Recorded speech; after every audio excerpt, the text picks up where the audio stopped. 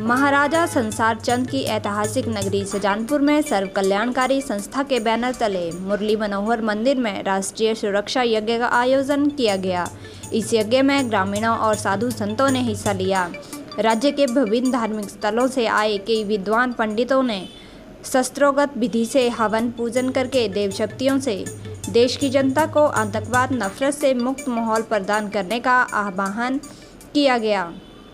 वहीं सर्व कल्याणकारी संस्था के राष्ट्रीय अध्यक्ष व प्रदेश कांग्रेस कमेटी के कार्यकारी अध्यक्ष राजेंद्र राणा ने बताया कि यज्ञ का आयोजन किसी राजनीतिक मंशा से नहीं बल्कि विशुद्ध रूप से राष्ट्रभक्ति, देव शक्तियों के प्रति आस्था और पीड़ित मानवता की सेवा की भावना से किया गया, ताकि जनता के सपनों व उम्मीदों को तार-तार करने वाले सत्ता के मठाधीशों को ईश्वर सद्बुद्धि दे और जनता को वर्तमान निराशा पूर्ण माहौल से राहत मिले। वहीं यज्ञ में पहुंचे विवेकानंद गिरी महाराज जी ने बताया कि इस यज्ञ का आयोजन सर्व कल्याणकारी संस्था के अध्यक्ष राजेंद्र राणा ने देश की भलाई के लिए किया है। इस तरह के आयोजन से देश में शांति और शुद्धता का माहौल बनता है। देखिए, आज सुजानपुर के ऐतिहासिक मंदिर मुरली मनोहर मंदिर में जो है आज एक राष्ट्र सुरक्षा यज्ञ का आयोजन किया गया, जिसमें 21 ब्राह्मणों ने यहाँ जो है वो पूजा की, हवन किया। और ये जो राष्ट्र रक्षा यज्ञ है ये इसलिए किया गया क्योंकि जिस तरीके से आज देश में नफ़रत का माहौल है, उन्माद है, लोग जाति धर्म मजहब के नाम बंट रहे हैं और कुछ ताकतें ऐसी हैं जो कि लोगों को बांटने का काम कर रही हैं। आज देश के लोग कई तरह की परेशानियों के दौर से गुजरे हैं।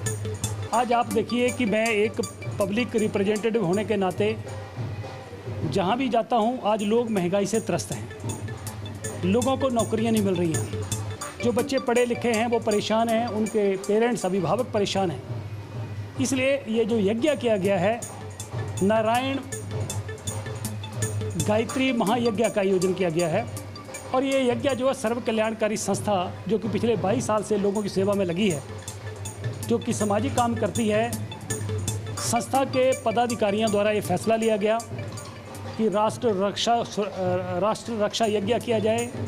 देश के कल्याण के लिए यज्ञ किया जाए, देश में अमन हो, देश में चैन हो, देश में शांति हो और ये प्रदेश के और देश के लोग जिन जिन समस्याओं से जूझ रहे हैं उनसे ईश्वर उनको निजात दिलाए। आप इतिहास के पन्ने खोल के देख लें कि जब जब भी लोगों को ऊपर आपदा आती थी, मुश्किलें आती थी, तो लोग देवी देवताओं की शरण में जाते थे। हिमाचल प्रदेश वैसे भी देवी देवताओं का स्थान है, देवी देवता यहाँ बसते हैं, सभी शक्तिपीठ यहाँ हैं और यहाँ के लोग धार्मिक आस्था रखते हैं, सनातन में आस्था रखते हैं, देवी देवताओं में आस्था रखते हैं। और हमारे हिमाचल प्रदेश जैसे शांति प्रिय प्रदेश, जब पंजाब भी आतंकवाद की आग में जल रहा था, उसमें भी यहाँ पर कोई ऐसी घटना नहीं घटी।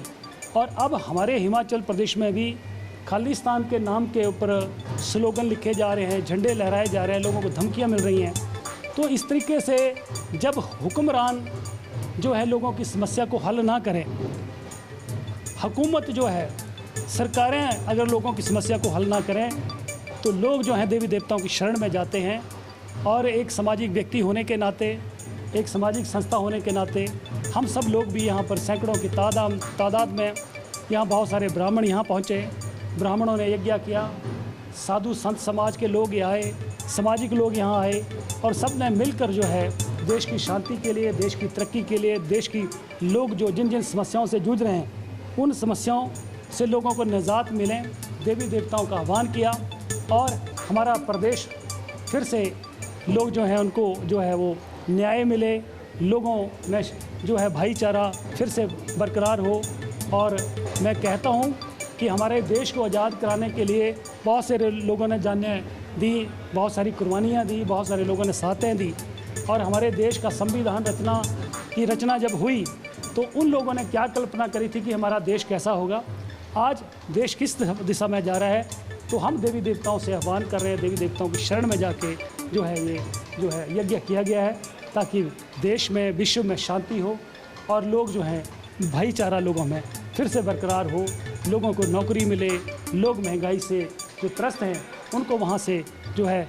मदद मिले, उनको निजात मिले और फिर से भाईचारा जो है बरकरार हो। देखिए, मैं सनातन धर्म में विश्वास रखता हूँ